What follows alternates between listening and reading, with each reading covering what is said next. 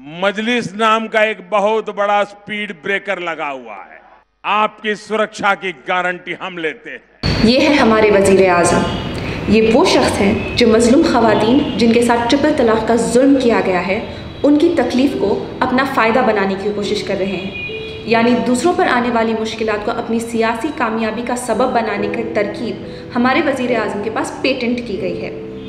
वो ये जताना चाहते हैं कि औरतों की हिफाजत और उन पे होने वाले जुल्मों से निजात के लिए ज़रूरी है कि बीजेपी को दोबारा वोट दिया जाए। अगर ये सच होता तो कठवा में महज 8 साल की बच्ची के साथ जुल्म करके उसका कत्ल करने वाले दरिंदों के सपोर्ट में बीजेपी के लीडर जुलूस नहीं निकालते और उनमें शामिल होने वाले एक बेहिस लीडर को मिनिस्टर के ओहदे से नवाजा नहीं जाता। अगर ऐसा होता तो बीजेपी के minister of state MJ Akbar के खिलाफ 11 औरतें सेक्सुअल हैरासमेंट की शिकायत नहीं करती। अगर ऐसा होता तो हिंदुस्तान में सबसे ज़्यादा औरतों के खिलाफ जुर्म करने वाले कैंडिडेट्स को इलेक्शन में सबसे ज़्यादा टिकट बीजेपी नहीं देती। अगर ऐसा होता तो लगातार 5 साल में औरतों के खिलाफ रेप, किडनैपिंग और जुल्म के वाक़यात बढ़ते नहीं होते।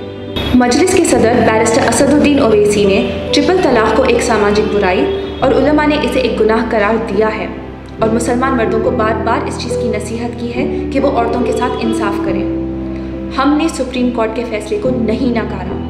हम इस बिल के खिलाफ इसलिए हैं क्योंकि हम जानते हैं कि इस बिल का मकसद कुछ और है। इसीलिए मजलिस के साथ साथ कई मुसलमान ख़वातीन तंजीमें भी इस बिल के खिलाफ आवाज़ उठाती रही हैं।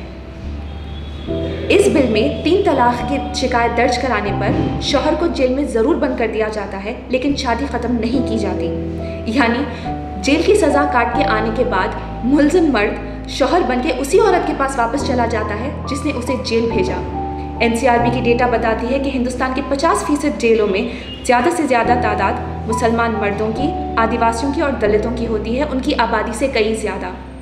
अंदाज़ा लगाइए ऐसे मुल्क में जहां मुसलमान मर्द सालों साल अपनी ज़िंदगी के अहम साल जेलों में गंवा देते हैं, इस बिल का ऐसे मुल्क के इस मिल्लत पर क्या असर पड़ेगा जहां दुनिया भर में औरतें ज़्यादा से ज़्यादा माली तौर पर आज़ाद होने की कोशिश कर रही हैं। हिंदुस्तान में इसका बिल्कुल उल्टा ही हाल है।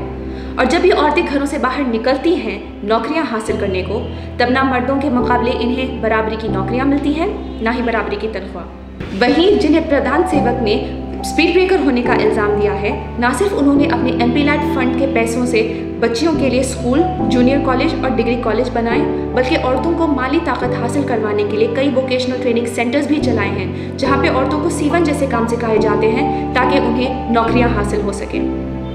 मोदी सरकार ने सेहत और तंदुरुस्ती के लिए, ख़ास औरतों की सेहत के लिए अपने बजट में कोई ख़ास इंतज़ाम नहीं किया है। दुनिया में खून की कमी की शिकार औरतें सबसे ज़्यादा हिंदुस्तान में हैं और ये कमी प्रेगनेंसी में और भी ज़्यादा बढ़ जाती है। हैरत की बात यह है कि हिंदुस्तान की सिर्फ 21% औरतों को प्रेगनेंसी में मुकम्मल हॉस्पिटल का इलाज मिलता है और गाँव में तो इससे भी ज़्यादा बुरा हाल है, जहाँ पे सिर्फ 17% औरतों को इस नाजुक हाल में उनका ख्याल किया जाता है। हैरत की बात यह है कि उन्हीं की सरकार में दलित औरतों को हॉस्पिटल सर्विसेज नहीं मिलती। नेशनल फैमिली हेल्थ सर्वे का कहना है कि दलित औरत आला जात की औरत के मुकाबले 14 साल कम जीती है। वहीं जो स्पीड ब्रेकर हैं, उनके काम में ये हुआ है कि कई फ्री हेल्थ कैंप चलाए गए हैं जहां पे हामिला औरतों को ख़ास तवज्जो दी गई है। मजलिस हर जुल्म के खिलाफ आवाज़ उठाती है, बग़ैर ज़ात, बग़ैर मजहब देखे। इसलिए सिर्फ मुसलमान ख़वातीन के लिए नहीं, मजलिस ने उन 20 लाख हिंदू ख़वातीन के लिए भी आवाज़ उठाई है जिनके शौहरों ने उन्हें बग़ैर तलाक दिए ही ऐसे ही छोड़ दिया। तो आखिर ये हुकूमत किस बिना पर औरतों से मज़ीद 5 साल की मोहलत मांग रही है? हमें किसी मसीहा की ज़रूरत नहीं है। सालों से बराबरी की जंग औरतें खुद लड़ती आ रही हैं और इस जंग में सबसे अहम हथियार जो आपके पास है वो है आपका वोट। इस बार सोच समझ के वोट दें। क्या फिर से आप उसी पार्टी को चुनेंगे जो आपकी ज़िंदगी के और 5 साल सिर्फ वादों और जुमलों में बर्बाद कर दे, या फिर आप उसे चुनेंगे जो आपकी मुश्किलात को समझे भी और उन्हें हल करने की समझ और ताकत दोनों रखे? इस बार सोच समझ कर वोट करें और ज़रूर वोट करें ताकि आपके तहफ़्फ़ुज़ और तरक्की में कोई भी जुमलेबाज चौकीदार स्पीड ब्रेकर ना बन पाए।